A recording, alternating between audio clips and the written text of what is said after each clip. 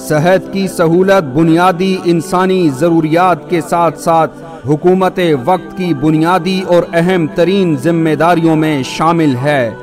لیکن بدقسمتی سے گزشتہ 75 سالوں میں ضلع جھنگ کے محروم شہریوں کو دیگر بنیادی سہولتوں کی طرح صحت جیسی بنیادی سہولت سے بھی محروم رکھا گیا۔ پنجاب میں سب سے زیادہ او پی ڈی مریض چیک کرنے والا ڈی ایچ کیو 2018 تک اپنے اندر مطلوبہ سہولتوں کے فقدان کی دہائیاں دے رہا تھا۔ جھنگ کی ترقی کا ہر دشمن جاگیردار اپنے انتخابی اور سیاسی منشور میں میڈیکل کالج کے قیام کو سر فہرست رکھ کر ڈھول ضرور پیٹتا رہا، مگر منتخب ہونے کے بعد عملی اقدام کے بجائے فقط اپنی جاگیروں کو بڑھانے میں مصروف رہا۔ 2018 میں مڈل کلاس نمائندہ مولانا معاویہ اعظم طارق منتخب ہونے کے بعد میڈیکل کالج سے پہلے کے مراحل پر اپنی توجہ مرکوز کرتا ہے، جس کے نتیجے میں 2018 سے 295 بیڈ کا ہاسپٹل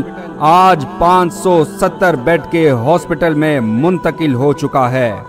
5 سالوں میں 275 نئے بیڈ کا اضافہ کسی جاگیردار نے نہیں بلکہ سپوت جھنگ ایک مڈل کلاس ایم پی اے معاویہ اعظم طارق کی انتھک محنت کا ثمر ہے۔